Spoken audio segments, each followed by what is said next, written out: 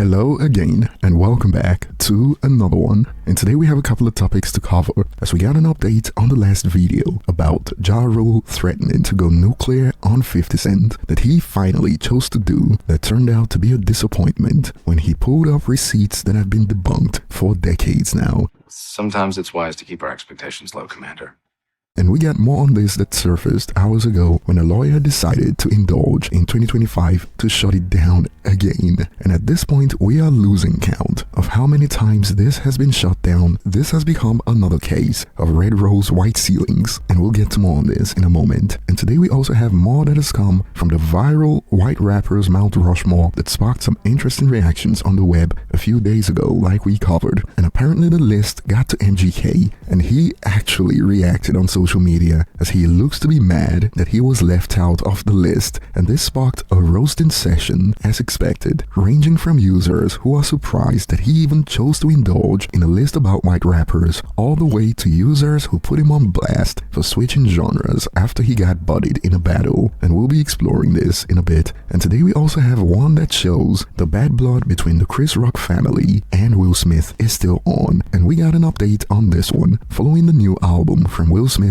based on a true story that turned out to be a flop even after the press run by Will Smith. And we got to hear from Tony Rock, Chris Rock's brother, who put Will Smith on blast as he trashed the album. More on this in a moment. And starting with MGK's reaction to the Mount Rushmore of White Rappers. If you recall, a few days ago we covered it, a list that showed Eminem, Mac Miller, Paul Wall, and Russ. And back then, some found this disrespectful to Eminem based on the fact that Eminem is usually the only white rapper who is ranked in the all-time top 10, top 20 for the most part. And back then it sparked memes like Eminem occupying the top 4 spots based on this fact. However, someone was in the corner being salty that he didn't make the list, and in response to a snippet that was posted of a freestyle from MGK actually reacted to the post with, "Me not on the white rapper Mount Rushmore is blasphemy." And perhaps MGK was trying to make headlines because this led to a roasting session, and we'll start slow before we ramp it up as some users expanded it first. Nah, they got it right. It is more about the impact made by the person's career. Obviously you're successful, no one's debating that, but doesn't mean you can automatically call yourself worthy of being part of the Mount Rushmore of white rappers. I mean, what did you do? Made an diss track and got beat so bad you fell in love with an emo girl, laughing emoji.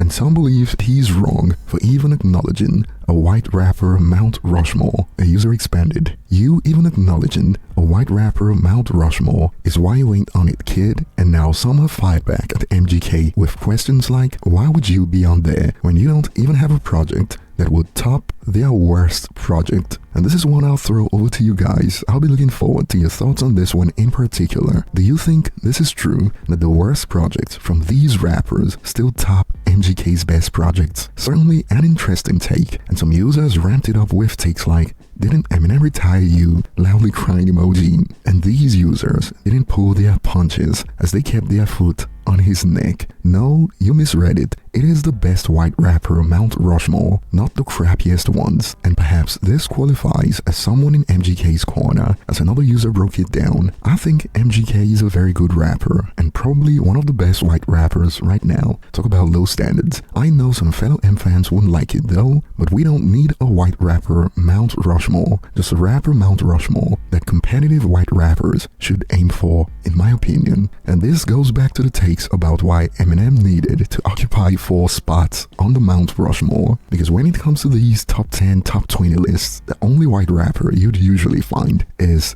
Eminem. And since MGK mentioned blasphemy, some have now fired back with, "The only blasphemy is that you still pretend to be a rapper, you pedo. Go and make them Disney bum rock albums and shut the F up." And it is crazy because the only blasphemy was going against the rap god and having to switch genres after. And on this note, another user expanded, "Someone who switched genres after losing a rap beef doesn't belong there." And the roasting session continued, and some took it up a notch with takes looks like you're not even on the Mount Rushmore of rappers out of Ohio. And this one's quite interesting, to be honest, as we got Bone Thugs, Kid Cudi, Bow Wow from Ohio. Perhaps I'm missing a few from Ohio. I think Trippie Redd is also from Ohio. But what are your thoughts on this one? As if MGK was pissed that he missed the White Rappers Mount Rushmore, this one's gonna struck a nerve when he takes about how he doesn't even belong on the Ohio list, and some legitimate questions were asked about why he wants to be involved in this conversation to begin with. You haven't been a rapper for like 6 years? The F you talking about? Laughing emojis. And it is crazy because he wants to double dip and stay in the hip-hop conversation and also stay in the pop-punk conversation. But unfortunately for him, he is nowhere close to breaking into the influence list for both. But what are your thoughts? And moving on to the next point, it turns out that Will Smith's latest album, based on a true story that features Big Sean, Russ, Joyner Lucas, among others, turned out to be a commercial flop. And before we get to Chris Rock's brother slamming Will Smith, we got reports about the commercial performance, and perhaps you could say it was expected, as Will Smith's star power wasn't enough to get people interested in his hip-hop comeback. Check this out. Will Smith's comeback album, based on a true story, is reportedly struggling commercially, selling just 268 copies in the United Kingdom and missing the Billboard 200 in the United States, despite star-studded collaborations and personal lyrics addressing the 2022 Oscars slap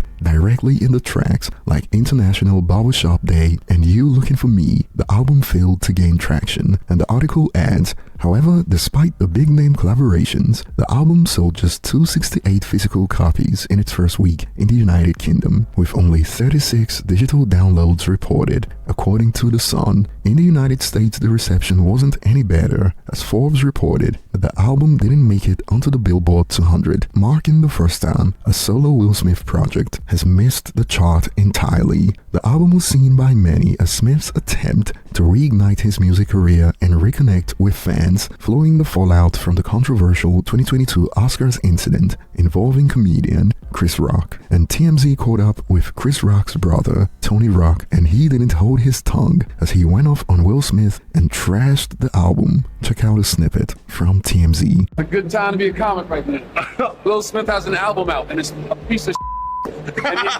and he addresses the Oscars. What do you think about that? Like, I mean, bro, like he's going back to it. Everybody keep telling me to stop talking about it, but then he puts it on the song, so that gives me leeway to talk about it again. Album's trash. I'm just assuming that I haven't listened to it, but do you refuse to listen to it? I refuse to listen to it. The fact that he brought it up on the album. What like that trying to sell a album.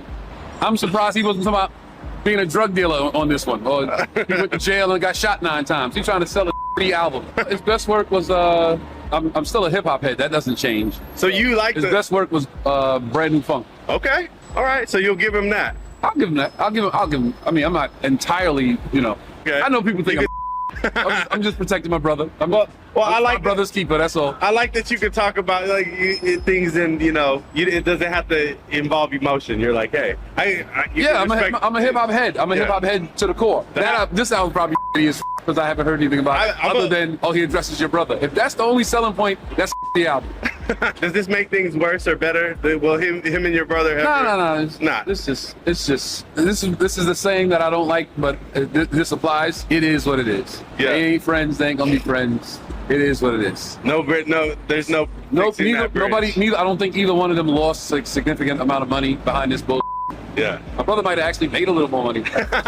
Well, yeah, that Netflix special was. Might have made a little bit more money. Peaked up. Ain't nobody hurting. All of us are walking in the bank on Monday with smiles on our faces. And this sparked split reactions, as on one end, some have expanded. Let it go, sir. Your brother won't even put you in a movie, and if the shoe was on the other foot, he wouldn't be out here defending you years later. While on the other end, some have expanded from the perspective of Tony Rock. People have to understand, this dude slapped Tony's brother on national television in front of 100 million people, in front of his peers, over a harmless joke about his low-down open marriage bomb wife. Y'all expect Tony to say his album is dope? Family comes first before anything else. And more on this note, Will makes it about himself, and that's what is so whack about it. He acts like it was a sickness he's healed from. Meanwhile, Chris could never get that moment erased from history. And moving on to the next point, If you were with us for the last video, you remember that when Ja Rule threatened to go nuclear on 50, his ammo was this screenshot that's been debunked for decades, and a lawyer decided to chime in on Instagram. Check it out. Ja Rule, who served time for failing to file tax returns over a 5-year period and attempted criminal possession of a weapon in 2010, he was sentenced to 28 months in prison after failing to pay $1.1 million. The gun came from a stop and search of his vehicle, and there was no snitch involved in his case, yet he keeps insisting that 50 Cent was an informant and then used the above to try to prove it. Let's talk about his proof. This document lists an informant. 1. Police reports don't name informants by name. 2. We know it is not Curtis because they are listing people hurt, including A. Informant,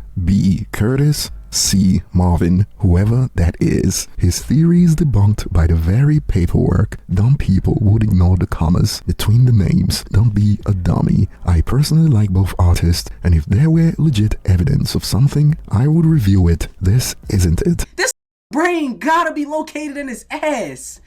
Yo, that's the only logical explanation.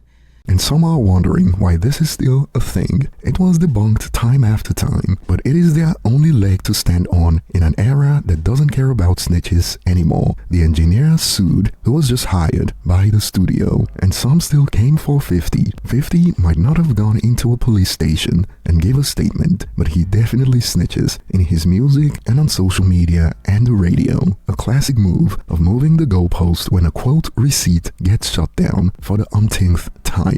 And over on X, some have expanded. Ja Rule was willing to lie like this because of how 50 demolished him in that beef. Shameful-ish. And that will be all for today, and I'll be looking forward to your thoughts in the comment section. Do you believe that MGK has earned his spot on the Mount Rushmore for white rappers? And what are your thoughts on the ongoing Chris Rock versus Will Smith drama? Share your thoughts below. Thanks for watching, and don't forget to like and subscribe if you enjoyed this. See you on the next one.